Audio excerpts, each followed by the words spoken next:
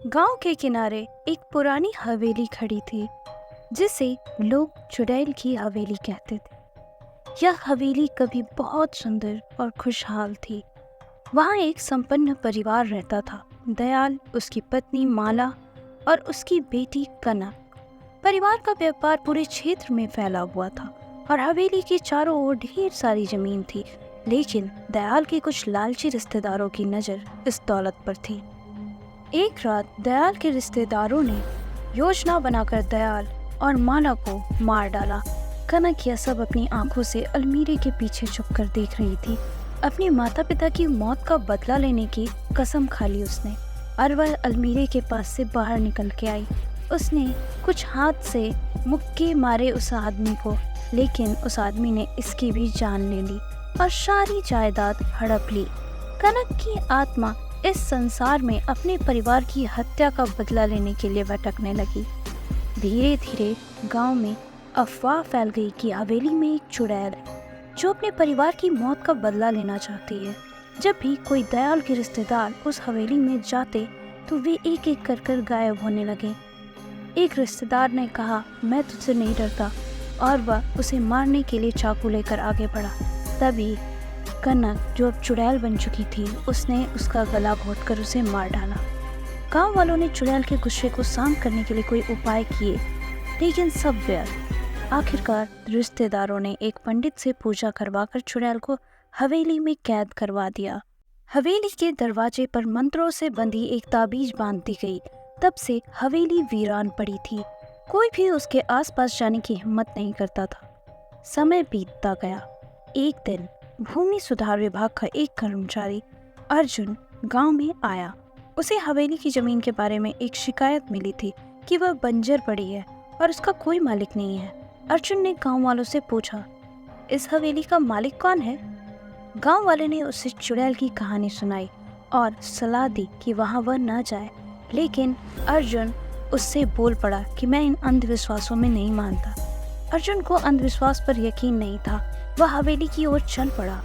हवेली के अंदर पहुंचते ही उसे अजीब सी ठंड महसूस हुई। जैसे ही उसने हवेली का दरवाजा खोला, एक ठंडी हवा का झोंका उसके ऊपर आया। अर्जुन ने साहस बटोरा और अंदर चला गया। अचानक उसे एक हल्की सी आवाज सुनाई दी, कौन है और यहाँ क्यों आए हो? अर्जुन ने चारों ओर देखा, लेकिन वहाँ कोई नहीं था। आवाज फिर आई, तुम मुझे देख नहीं सकते, लेकिन मैं यहाँ हूँ। अर्जुन समझ गया कि यह चुड़ैल की आवाज़ है। उसने धीमे स्वर में कहा, मैं तुम्हारी मदद करने आया हूँ। मुझे बताओ कि तुम्हारे साथ क्या हुआ था।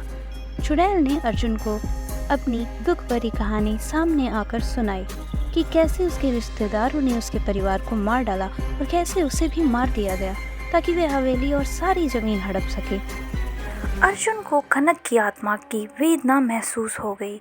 उसने उसे आश्वासन दिया, मैं तुम्हारी जमीन और हवेली तुम्हें वापस दिलाने का प्रयास करूंगा।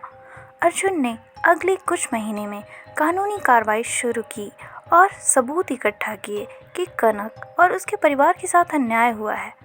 उसने इस मामले को अदालत में ले जाकर साबित कर दिया कि हवेली और ज़मीन कनक की है और उसके हत्यारे रिश्तेदारों ने धोखाधड़ी से इसे हड़प लिया था। अदालत ने फैसला सुनाया कि सारी ज़मीन और हवेली कनक के नाम पर वापस कर दी जाए। चुड़ैल ने अर्जुन को फिर से अपनी उपस्थिति का एहसास कराया और कहा, अब मेरे पास सब कुछ वापस है, लेकिन मेरे लिए इसका क्या मतलब? मैं तो अब एक आत्मा हूँ। अर्जुन ने सुझाव दिया कि वह अपनी जमीन एक ट्रस्ट को दान कर दे जो गरीबों और बेसहारा लोगों के लिए काम करता है। चुड़ैल ने इस सुझाव को मान लिया और तुरंत सारी संपत्ति ट्रस्ट को दान कर दी। जैसे ही दान की प्रक्रिया पूरी हुई, हवेली के चारों ओर एक चमकदार रोशनी फैली और चुड़ैल की आत्मा धीरे धीरे उस रोशनी में लुप्त हो गई। कनक को अपनी मुक्ति मिल गई। हवेली में पहली बार वर्षों के बाद शांति और सुकून का एहसास हुआ। अर्जुन ने एक गहरी सांस ली और मन ही मन मुस्कुराया। उसने एक आत्मा को शांति दिलाई थी और एक बंजर जमीन को फिर से जीवन दान दिया था। अब हवेली के लोग वहां जाने से डरते नहीं थे। बल्कि वहाँ ट्रस्ट के लोगों का आना जाना रहता था, जो कनक की आत्मा की तरह दूसरों की मदद करने का संकल्प लिए हुए थे। इस तरह हमारी यह कहानी खत्म होती है। आशा है आपको यह कहानी पसंद आई। इसी तरह की रोचक कहानियों के लिए हमारे channel the untold stories TV को सब्सक्राइब करें, हमारे वीडियोस को लाइक करें, शेयर करें और बेल आइकन प्रेस करना ना भूलें। धन्यवाद।